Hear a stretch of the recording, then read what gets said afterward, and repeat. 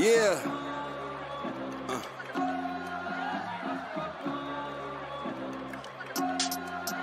It's the mafia. Yeah. He's a monkey with cymbals in his hands instead of just touching this. And they're giving us like a 24-hour. That's crazy. Yeah, it's a Bill City. Yeah, a Buffalo Bill City. Yeah, we got Josh Allen, got Steph. I know they mentioned something about an ultrasound to check the nerve endings and everything. Hopefully else he's like not pregnant. That would Hopefully be not a pregnant. disaster. I hear that's a 9-month timeline to recover from at the minimum, is what I've heard. Yeah, Ike McKenzie on a jet sweep. Maybe it's a fake. Honestly, it's a TD either way when you got Josh Allen making plays. Win a ball before we get a new stadium. Someone's making a new Twitter at some point. Maybe we should do that. Honestly, I'll just start a shared Google Doc, and that'll be our new Twitter. That'll be our new Twitter. Just people just adding shit in. Anonymous hedgehog is saying "fuck your mom." Like. This is our team forever. It is forever. We got Josh Allen, got Steph.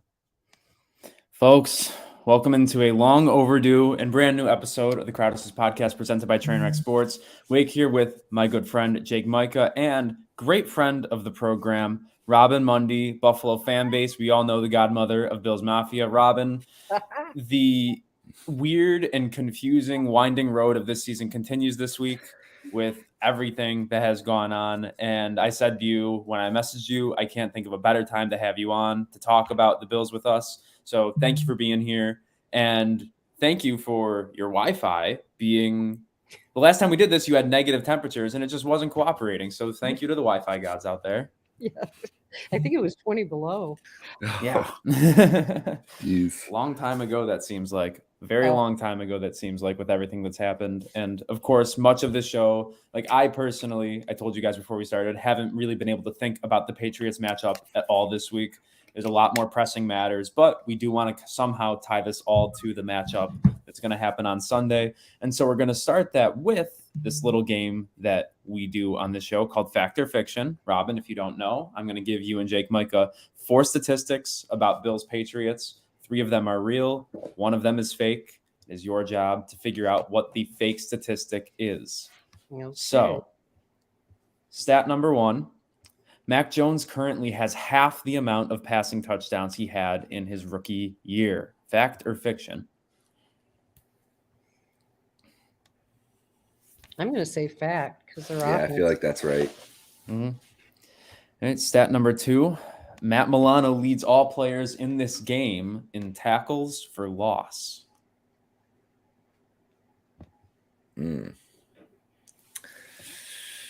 Oh, there's some good Patriots, though. I feel like that defense, I don't know.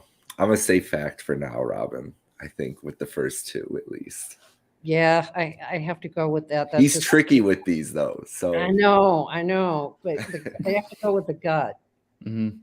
Trust your gut. Stat number 3, fact or fiction. The Patriots have allowed less than 200 yards in more games than the Bills this season.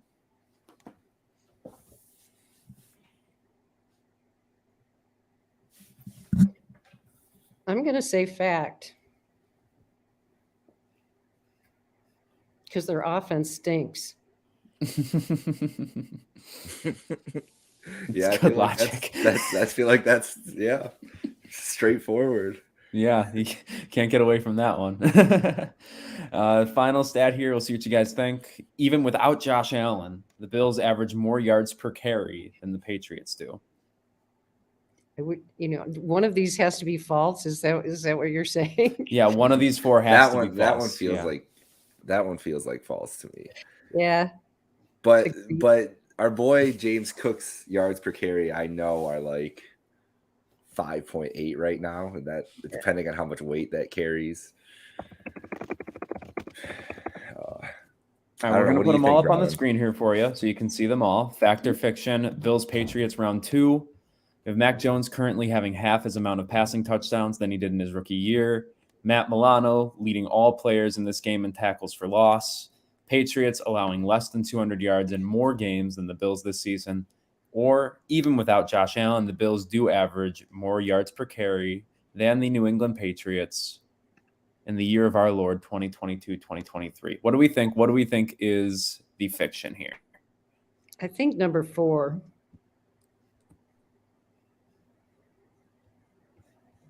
Yeah, I think so. Mm-hmm. Well, I hate to inform you that the New England Patriots average 4.2 yards per carry this year. Without Josh Allen, the Bills are averaging 4.8. You were right on the James Cook trail there, Jake Micah. His 5.8 is really inflating the Bills' totals this year. And you were so close. I thought you were going to sniff it out. It is the Matt Milano stat. Matt Judon has 13 tackles for loss. Matt Milano just 12. Not a slight to Matt Milano whatsoever. Yeah. Mm-hmm. Okay. Wow. You were right on the trail, though. You were right on the trail of that one. We'll get to more Bills Patriots in a little bit. We'll tie it all back to that eventually. But obviously, the first part of the show is named Encouraging End of the Week for Damar Hamlin, because encouraging might understate it a little bit. All things considered, where we began this week to where we are now, he's flexing on the live stream. And when I see McDermott imitate the flex, I'm like, I did not know McDermott, he was that jacked. I didn't really know that. I did, but I didn't. And I feel like there's a lot of things we knew but didn't really know about McDermott this week. We knew he was a great leader. We knew that he commanded respect from this locker room, but I feel like he was still somehow underappreciated heading into Monday Night Football this week.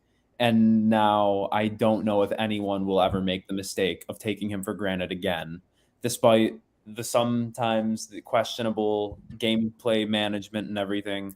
He can get past all of that because of how he is able to lead a locker room. And I think that's something we learned this week. What do you think, Jake? I think that, yeah, Josh put it perfectly when they were both speaking for a long time too. I'm so thankful for them for giving that. I was expecting when we first heard from players, maybe like a 5-10 minutes quick thing. And they sat there for almost 40 minutes and really bared their heart out to the community and everybody else. And I think that they knew that being in that position, this is getting back around to Sean. He knew that in that position, he wasn't just speaking. He really didn't want to put it on himself. He wasn't just speaking for his team, but really was speaking to the Bills fans, the Western New York community, everybody in the whole nation who was pouring in all the support and putting up all these prayers for Damar, knew that he was the person that they were looking for, to see how it was really impacting the team, and how do you walk that line to protect the privacy of your players while also letting everybody know that it's okay, but also trying to relay that there was real fear. And Josh said, can't speak from emotion, don't like to speak from emotion, but people are going to be changed from that day. And we talked about this before we got on here, Robyn, just the trauma and everything else that just watching it collectively as a nation and the world is going to have experiencing that type of, it's just a perspective changing event. And especially when you share that with so many people in that moment, you get so many different things. And McDermott's message was always just care for the human that was involved. And that was always the number one thing in their messaging and everything that the Bills have done, football wise, non-football wise, everything. Brandon Beane still being in Cincinnati, as far as we know. That's now 6 days. He's been there with the family. I mean, that was always the priority. And I think the craziest thing for me is that I never doubted it. Once it got into that moment, seeing the way that McDermott was poised and the conversation between, that is the only thing I think I wish that hearing, if there one day that they will talk about that conversation and the sideline there, because I feel like that is a moment that shifted. Remember, NFL coaches used to just hate each other, and they'd be, I don't know if the moment like this can happen 30 years ago. I feel like it's such a uniquely moment for this generation of football players, of worrying about the mental health of players afterwards and all the focus. Would that have happened in 1992 if it was 30 years ago? And I'm not trying to put it, it's just how far we've come and how far the NFL has come. and giving them credit because I thought they were going to just push on. I thought it was just going to keep going on. I didn't give them the benefit of the doubt. And thankfully, and maybe they wanted to, maybe we'll never find that out. I'm sure this is not the last we'll ever hear. This is not just the beginning of a long story that is going to come from the NFL with this. But at least we know on the field that Zach Taylor, Sean McDermott, and those 51, 52 players on each side decided and made the right decision. And that's what I tried to come out of it the most of, at least from the night with McDermott and Taylor and the leadership on the field that night. Oh, Jake, that was so well put. Seriously, there's so many layers to this. I think I want to start first by maybe explaining a little bit about my background, because there may be people tuning in that don't know me, the godmother of Bill's Mafia. That term. The old grandmother of Bill's Mafia is probably more like it. I'm retired now, but I was an oncology nurse for many years and a psychotherapist. And I believe strongly and have written a lot over the last 20 years, starting out on the Buffalo Bills message board, writing about the importance of mental health and integrating the importance of players' mental state and team chemistry, and personality, and how that all rolls into making a team. And originally 20 years ago, I got a lot of flack from people, because it's like, well, that shit doesn't matter. It's all about, no offense, analytics and, all of that. And I totally respect that, because analytics have come a long way. Well, so have we, in terms of understanding that the whole is greater than the sum of its parts, and making a team is more than just putting 40, guys with 40 times together. It's a big process. And I wanted to just share my background, because as I go through what my comments are here, they reflect some of my background as a whole. As far as what Jake was talking about in terms of the trauma that people experienced, I'll address that first and then make a comment about Sean McDermott. Mm-hmm. But that's absolutely right. I talked to a person who was at the game by text, and she told me at the game it was actually not as bad for the people in the stadium, because they didn't really know what was going on. They didn't, they didn't have access to what we had access to, flashes of the players and their reactions, et cetera, et cetera. And so the people who watch this on television experience something live that you hope you never experience. And like Jake said, I mean, you don't think about this happening in your wildest imagination. And you sit down to watch a football game, and all of a sudden somebody's life is over on the field. And Robyn, don't mean to cut you off, but I think it's important to add the context that it wasn't just a regular football game. It was the most hyped game of the regular season. It was probably going to be the biggest audience by the end of the night in the season. There was a lot of emotion from both fan bases, specifically just excited emotion, and to have that be that high in adrenaline and everything else, and to have it drop to the most extreme. I mean, you're asking for reactions across the board from anyone. Oh, everybody was standing in shock. I'm certain when, players were, flashed, with their faces in complete distress, and this affects everyone differently. And the big thing I'd like to point out is, this is an emotional trauma. Okay. Yeah. This is something very real, and how we react to it is very different depending on our own life experience. And when I say that, it's like when you experience a traumatic situation, for almost everybody, if you've lived long enough, you've experienced some kind of trauma of your own. And whether it's your father died or your mother died or somebody, died, life goes right before your eyes in an instant, and you're deeply affected by that. And so whenever anything happens again like that, it triggers those feelings again. And so we live out that experience differently because of our life experience. But all of us were absolutely traumatized. And getting to Sean McDermott, I want to say this. He led the NFL. He and Coach Taylor led how this was going to go down. And if you think for a moment about what that must have been like for Sean McDermott in that moment, to have the presence of mind and the emotional intelligence. And this is the difference with, Jake was mentioning coaches from like 30 years ago. Hell, how do you think Rex Ryan would have dealt with this? Yeah, even 10 years ago. The thing that I kept coming back to was that it's something that Sal Capaccio has talked about a lot, that when he was growing up playing Pop Warner, his coaches would teach them, to make hits where you come away with the other team's helmet paint on yours.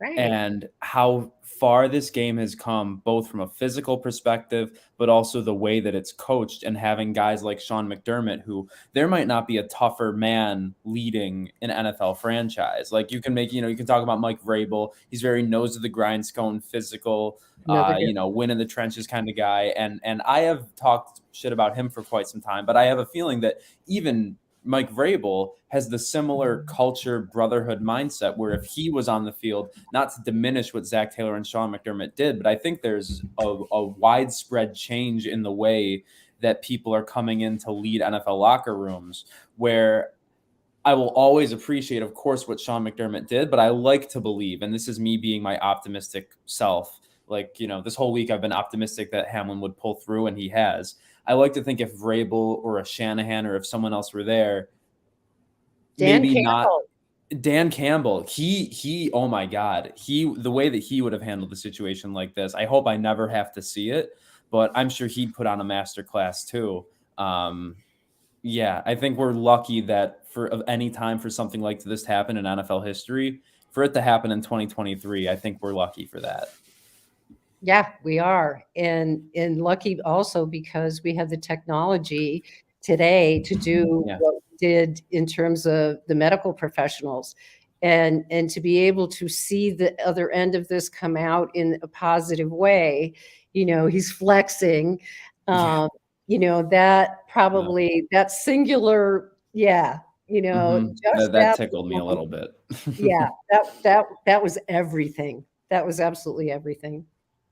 Yeah, for the fan base and for the players. I mean, I can't imagine before, they get the call from Damar Hamlin's father on Wednesday morning, and I'm sure that was really uplifting.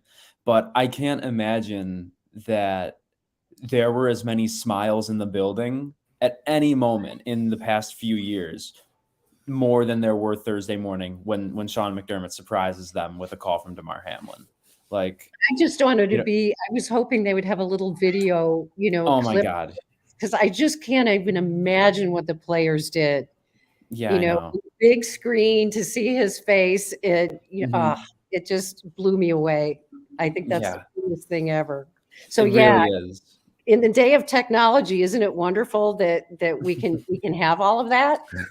And in the day and talking about the year in which it's happening, I don't know that a team would be able to move on so quickly to play another football game in less than a week if they weren't able to get some kind of closure like that. Like Josh Allen said in one of his pressers this week, speaking to the trauma of the situation, I know personally from moments that I find traumatic in my life, I relive them, constantly. I'm thinking about them a lot. I can feel what it was like in the moment. I remember smells of that's just the way that the brain works. And Josh Allen has said that he has been reliving those moments, just, the 9 minutes he was getting CPR over and over and over again this week.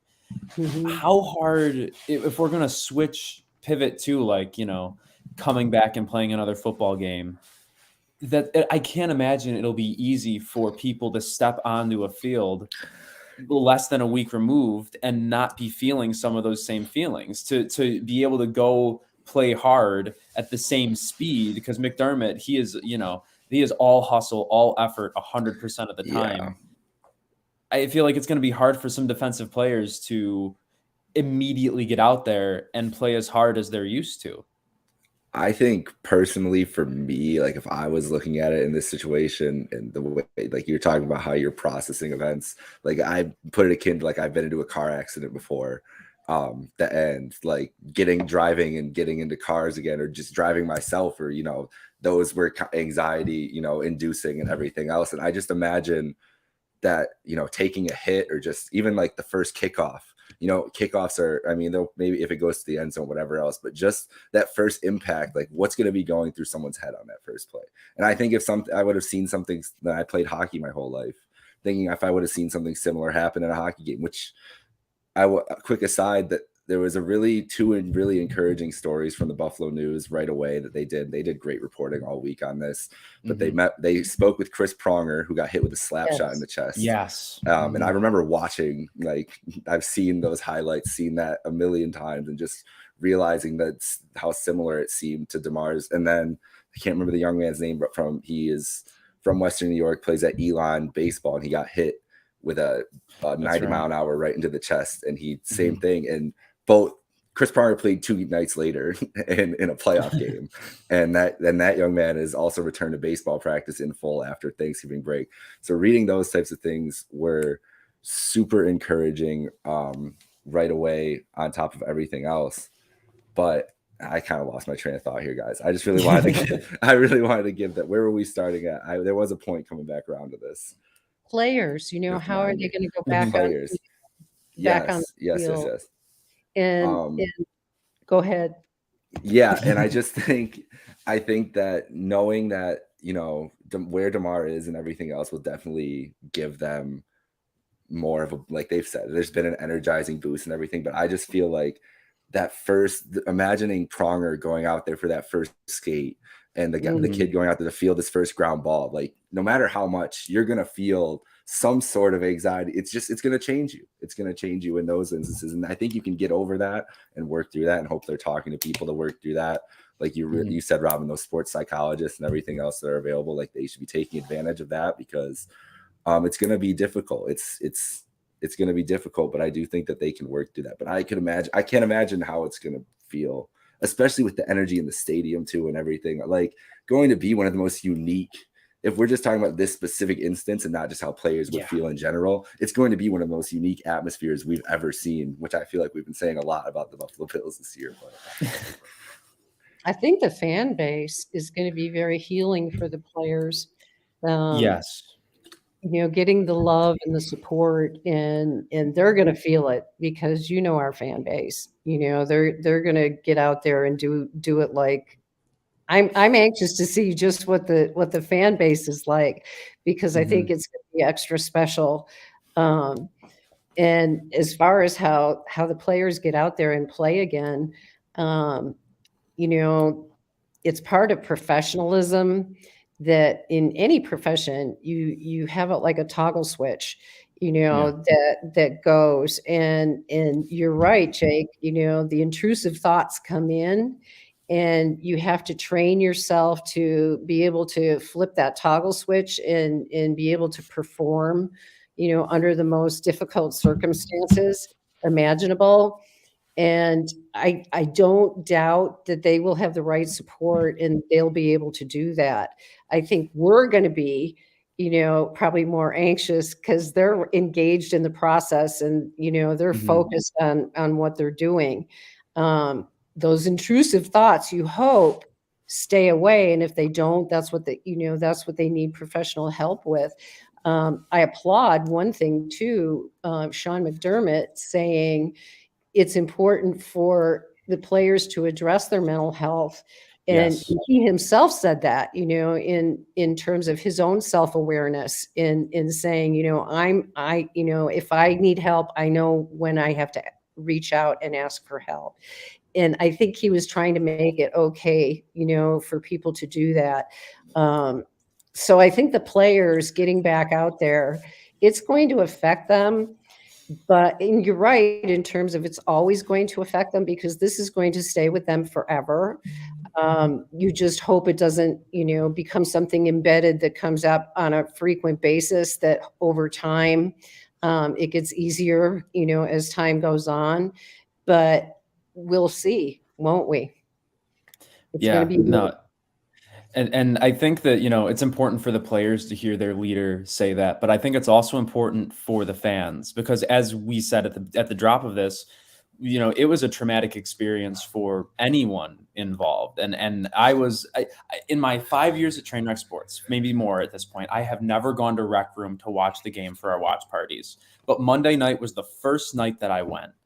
And I have never heard a bar. Every time the TV would come in and out from the break, it would just drop. The volume would go to absolute zero, and people would be waiting to hear what was being talked about. People were locking arms. People were angry. People were upset. It was the full range of every reaction that you could expect. Meanwhile, there's a young intern from a local news station standing in the corner trying to get people's perspective on it, like asking for them to be, and no one wants to talk because no one knows what to say in that moment.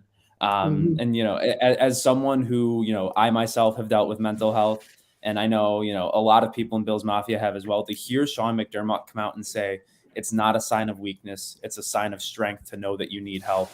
It means a lot to someone like me who only recently discovered that within themselves. So I'm just finding myself over the moon appreciative of everything that he and Josh Allen and everyone, especially the best thing I think that has come out of these press conferences, not even within the Bills' scope of it, is to T. Higgins. Because I don't think anybody is going to have a harder time getting back on the football field outside of the Buffalo organization than T. Higgins. And for him, we hear that he's, embracing his mom inside the stadium, talking, and that he feels some level of guilt for it potentially. And people, of course, Robyn, the advice you gave the Bills fans this offseason, I remember, was don't be assholes online when we're winning or losing. I have that clipped, and I think we've mostly held to it, and I like to see that a lot of Bills Mafia are not being assholes to T. I have not seen a lot of people with pray for Hamlin avatars on Twitter saying this is your fault, but there are people doing that. And to anybody who sees that, and if that's negatively affecting your experience of all this, just block them. Your life will be better without the people saying, oh yeah, my block button's been flowing this week. Oh my God. Sure. Yeah. There have been like to go from, to jump from we're praying for Damar Hamlin, then straight to this is T. Higgins' fault could not be there are a lot of leaps people are making right now. And that is one that I think is just completely unnecessary. I mean, T. Higgins is known to be a great guy on and off the field, widely respected, good character. It's not in his DNA to go out and intentionally hurt somebody. And if you just watch the play over and over again, unless your name is Bart Scott, you can see that it was just a freak accident. 20 milliseconds is all it takes for something like that to happen. Yep. And so I think how we haven't heard a lot from T. Higgins this week, but what's the mindset of a player who is involved in a situation like that, doesn't bear any real responsibility, but might feel like they do? Oh, absolutely. That's something similar to what they call survivor guilt. Yes. It's a similar kind of state because you feel, even though you're not responsible, you feel responsible. You were involved in the play. Therefore, you bear some responsibility. It's an irrational thought, but that has to be taken apart by, in counseling in terms of breaking it down, in terms of what it means. Because as you pointed out, Jake, there are people who process things differently, and we don't know what T's background is, right? We don't know what his life story is, so we don't really know how something like this would. Oh, Robyn, no, you were on a roll. Okay, we're gonna get her back. I know that we will. Come on, Robyn. In the meantime, no. Do you have any thoughts on the T. Higgins aspect of this? Because I feel like that's Robyn was about to build a beautiful point about survivor's guilt, and I was going to build off of that in a lot of ways, because I feel like that's a lot of basically that's a lot of the trauma that the whole world's feeling. And I feel like Robyn and I can kind of speak to this a little bit too differently, because, and you as well, but you're back home right now. But as somebody who is from Western New York and has experienced the last year of Western New York away from it, and basically living in Chicago now, it's like I've never felt closer to the community, because I've like spent so much time, you know, doing what I can, donating what I can from here, like, and keeping up and spreading the, like, you'll see anytime my Twitter and my accounts, when things like this happen, and you've seen it from our Cap account this week too, like it literally, like I will just do, and even if that's like the dumbest little thing ever, like I will just spread whatever it needs to be, like spread to people. And if it gets to one person that needed to see something or needed an update or needed to know something, then that's the most important thing. But it's like it's feeling that connectedness, and also feeling like you're so far away that you should be doing something else. And that's where I feel like the survivor's guilt comes in. And I feel like that's people all around the nation feeling that as much as anything. And that's really hitting it home. And one of the things we were talking about, Josh, and I'm just imagining him, I'm just putting myself, the thing about Josh Allen that I think is going to resonate with us specifically, and you kind of understand how like generations connect with other quarterbacks or sports figures, is because you're just experiencing things at the same. Josh Allen's like 6 months older than me. Like we are the same age. He makes all these stupid Family Guy references. Like it's all like all these little things. It's like probably makes a Kevin from The Office reference twice a week. You know, Josh Allen is not the same person as all these people. But when you're experiencing life as someone that at the same time, like you know that you haven't experienced as much as you should have. And that is not something that a 26-year-old man is ever expecting to have to sit in front of and talk about, watching his 24-year-old friend, brother, teammate almost have to get CPR and resuscitated on a field, like, and being there for that kind of thing. Like he has had to grow up so much in 4 days beyond what he possibly the maturation of leading a franchise alone. Like, let's just talk about that, right? Like going from who are the small people that are up there Wyoming. talking? It is Sean McDermott and Josh Allen, and you are 26 years old and having to talk about this. And thankfully, it's with good, encouraging news, and at least he could do that. But it's still just like having to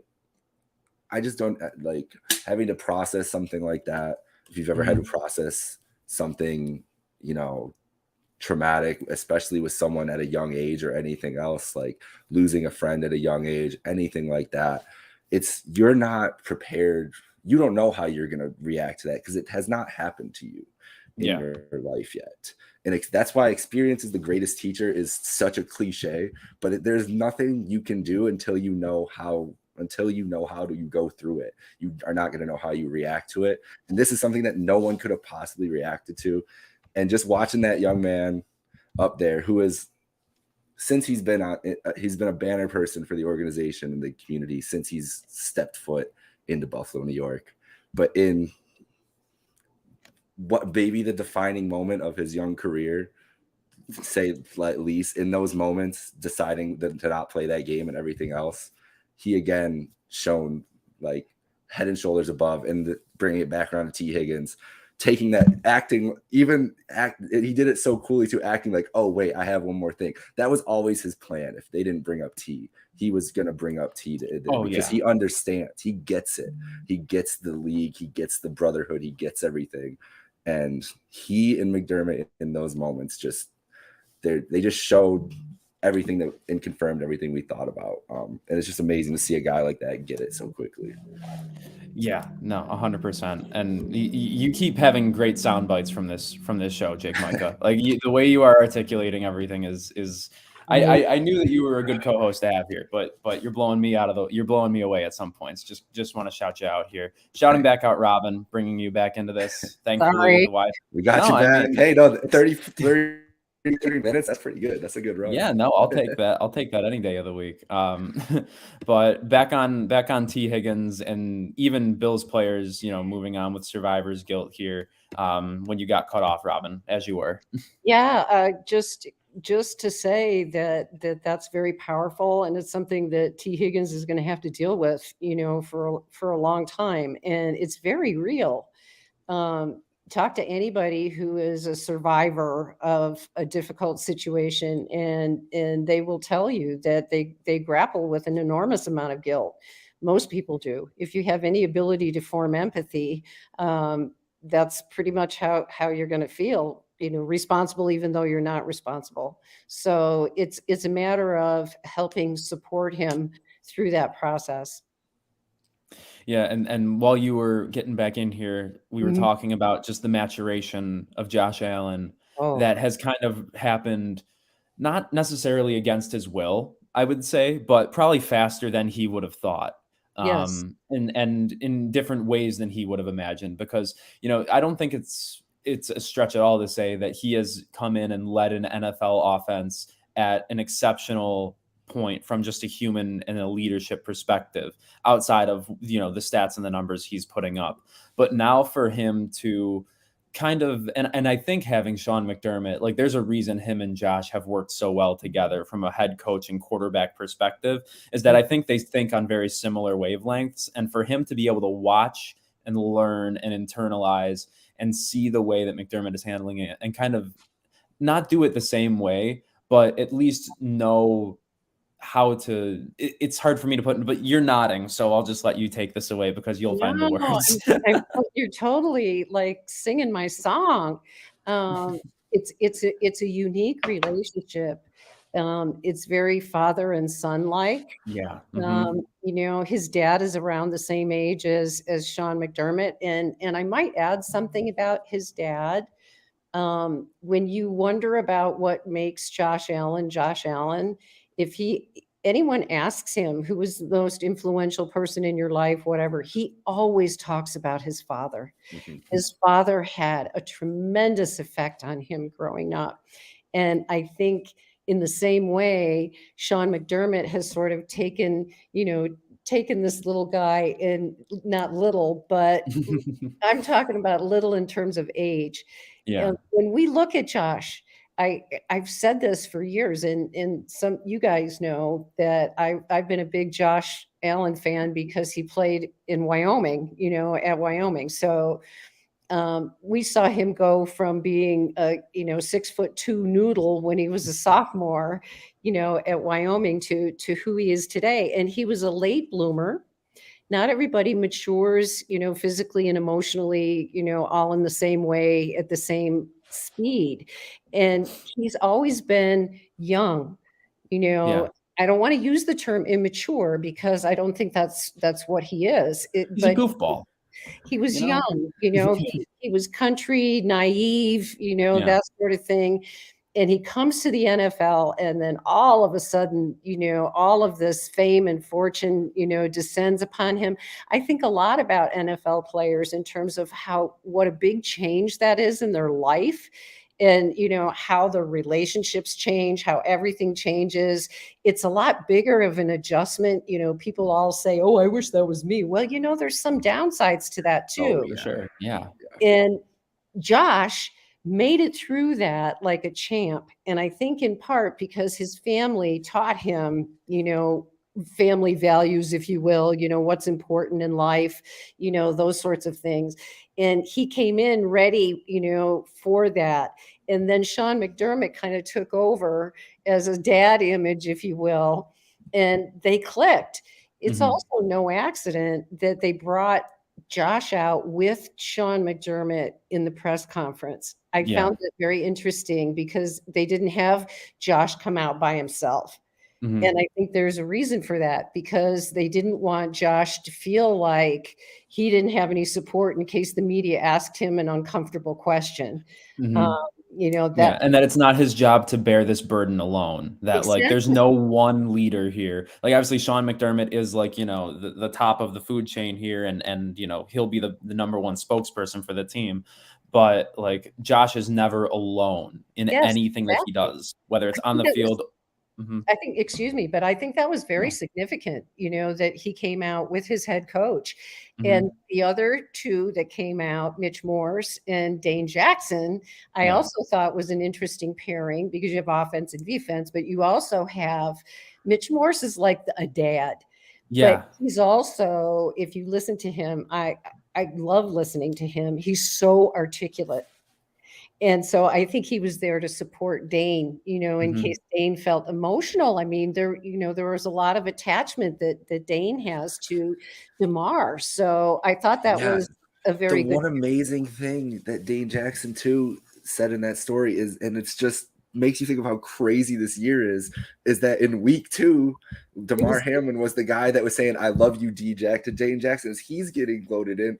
And how does that happen 15 weeks later and you're on the parallel obviously a different situation, but it's just like insane. And these two have been connected for so long in their lives now in Buffalo. It's just, I can't imagine what Dane Jackson's going through. And like, they didn't pick anybody better to put up, and they did so well, like, to be put in that position. Somebody's going to make a movie about this Buffalo Bills season. Yeah, seriously. Winner, a lot of them. But I mean, we need a movie. Yeah, of all teams to ever like deserve a Hard Knocks, like if they somehow got the Bills on Hard Knocks for this season and all this happened, like that would be Emmy Award winning TV. I don't even think I would believe this movie. I'd be like, that's too much. This is classic. If you write this script, Hollywood tells you to go. The second Blizzard, I would have been like, what do you mean? You're just doing the same thing over again? Come on. Yeah. Oh, they're just doing the same plot from season 1. I'm just having fun thinking about it. Crazy. Yeah, but like all of the things, and this has been a big talking point like this entire season, like, we'll take the Tops shooting from May out of it because that was obviously, it impacted the entire community, but some people have said, well, that didn't impact the Bills directly, so like it's not the same, and I'll respect that conversation, of course. I don't want to, I won't comment on that any further, but the passing of Luke Knox, like, alone, and then just like this season has been trauma after trauma for this football team just within the building. Kim Pegula. Yeah. And it seems like that's like a complete afterthought because I forgot about that now too. Pegula, she vanished, One day she was the face of 2 franchises and the next day we never heard from her again. And I think that's another trigger, it is for me.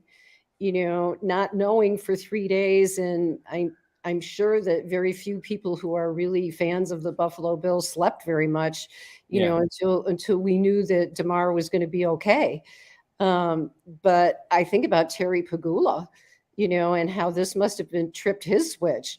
Who knows? We don't know what's going on behind the scenes with Kim Pegula, but the fact that she hasn't been in part of anything leads me to believe that things are difficult. And when this happened, I thought of Terry Pegula and, oh my gosh, this must be extremely difficult for him.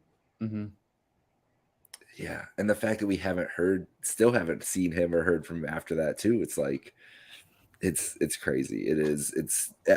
I wasn't even thinking of that factor until you guys just brought that up. So it's kind of just hitting me fresh. And I'm imagining he would have had to have been, unless they sent somebody else, but be involved with those conversations yesterday of competition committee and everything else. But we just haven't heard from them. And it's just an incredibly.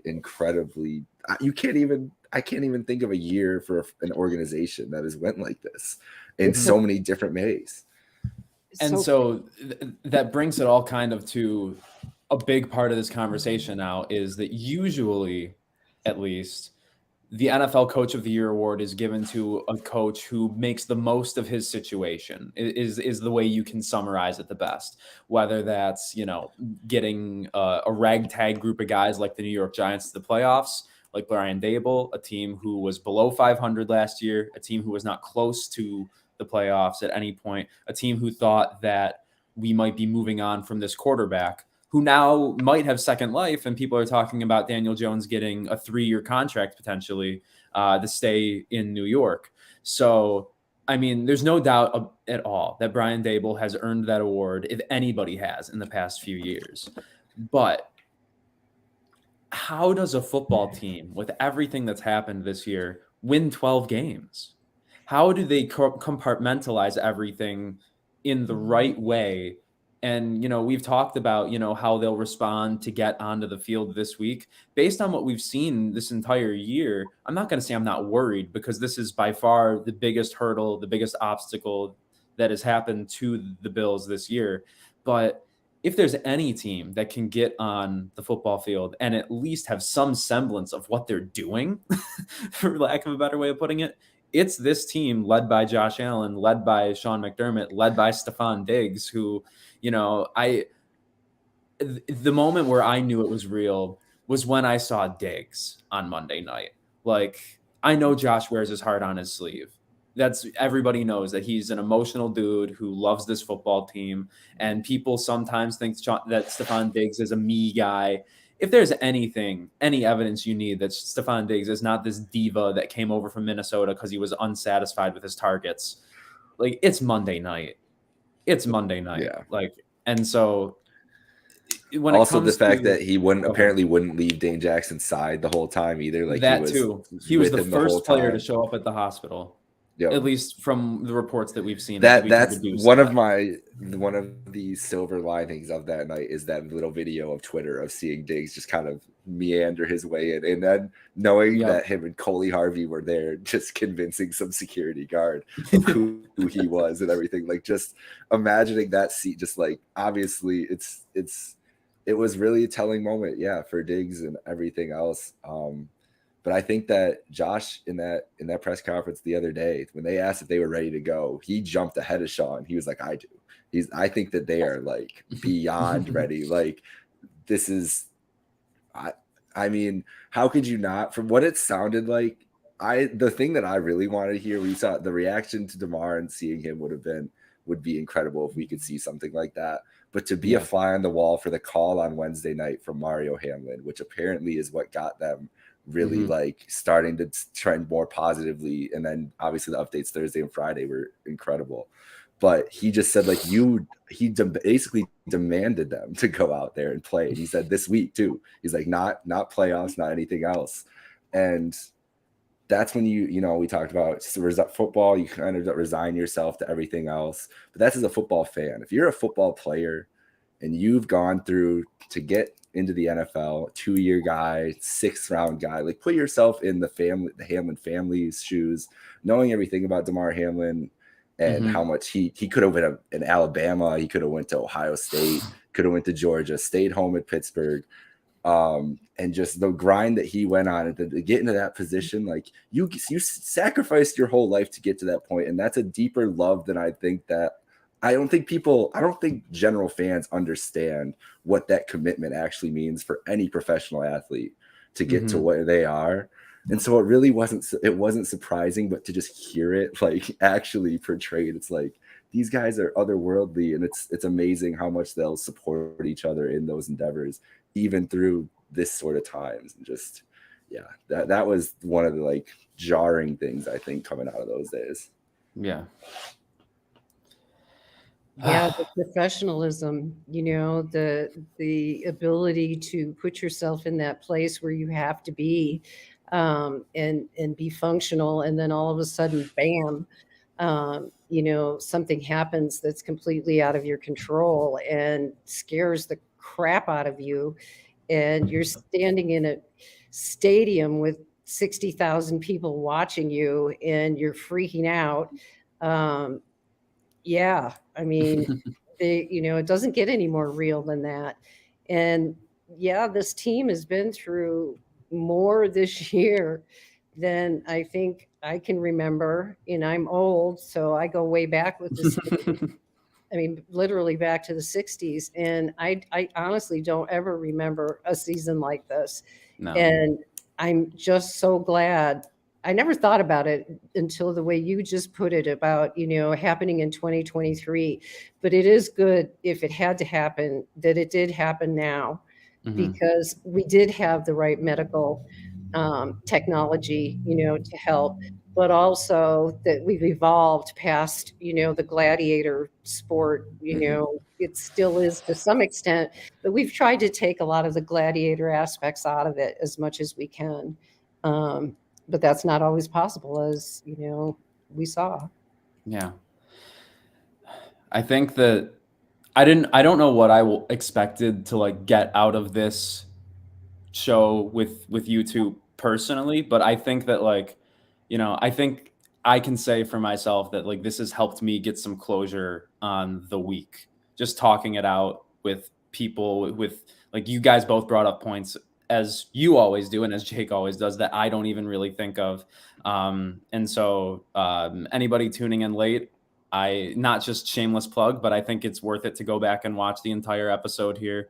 I think that, just talking about it with the people that you love, talking about it with the Bills fans you love is going to help you out, because it certainly did for me. So if I'm going to give any advice, and I don't know that I'm qualified to whatsoever, just, make sure you're talking to people, make sure that whether it's about this or normal things in your life, anytime where you're just confused about how you're feeling, it's important to have people like I do with Jake and Robyn, who we can share our thoughts and hear each other out and just have a good constructive conversation like this. And with that, I think this is a good time to end this show. We didn't get into Patriots too much, but I think that was kind of what we all expected.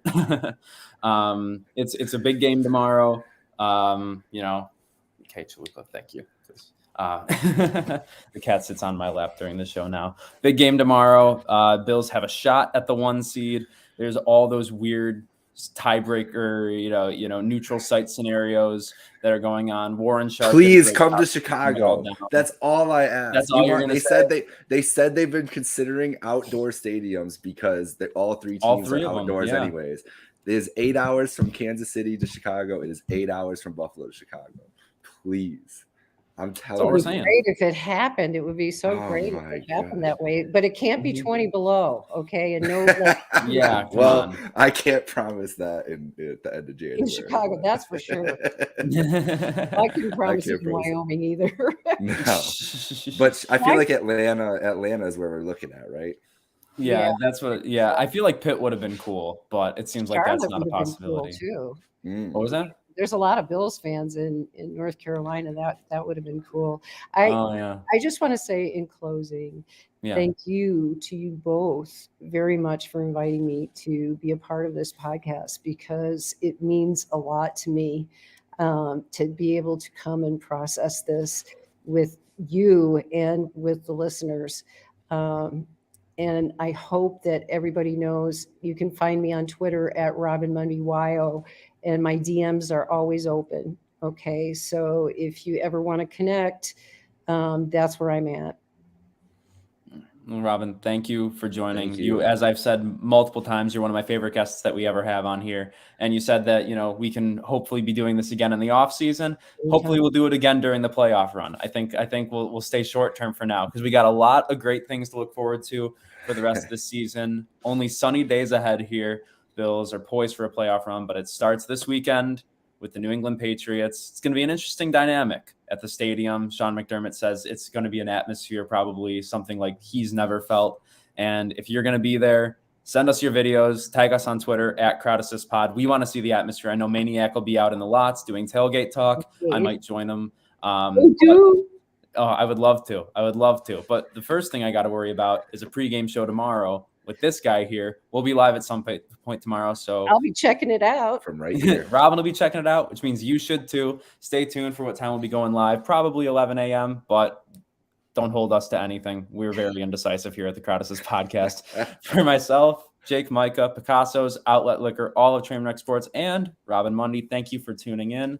Good afternoon now. Go Bills and go Raiders.